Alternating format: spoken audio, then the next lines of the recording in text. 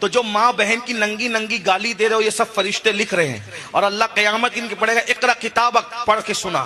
تو یہ اماں بہن کی گالیاں اللہ کے سامنے پڑھ کے سنانا، پھر سنانا، ہمت ہے نا سنانا، سنا پاؤ گے؟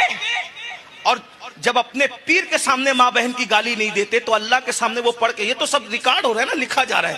اور پھر دوستوں میں بیٹھ کے جو گندی گندی باتیں کرتے ہو ہیں، یہی نا.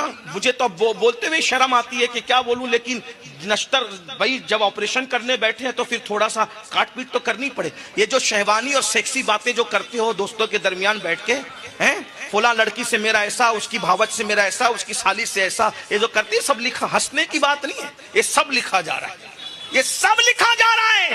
اور اگر مومن ہو، پہلے تو مومن کی بات کہی گئی نا، اگر سینے میں چراغ ایمان جل رہا ہے تو جو غیبتیں کر رہے وہ بھی لکھا جا رہا ہے، جو فحش اور گندی سیکسی باتیں کر رہے وہ بھی لکھا جا رہا ہے. اور قرآن کہتا ہے اللہ قیامت کے دن کا اقرا کتابک، پڑھ کے سنا اپنا نام ہے.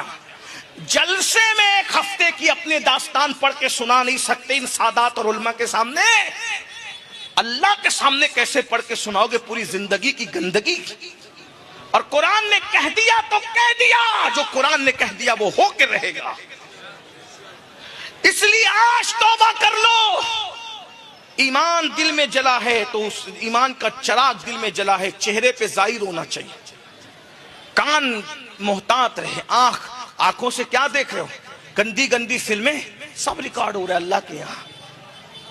اور یہ جو کچھ کر رہے ہو اللہ کے بندو سن لو، بزرگوں نے فرمایا جو عورتوں کو پاپ کی نظر سے دیکھتے ہیں مرتے وقت ان کا خاتمہ بالخیر نہیں ہوتا. ڈر ہے کہ وہ مریں گے تو کافروں کے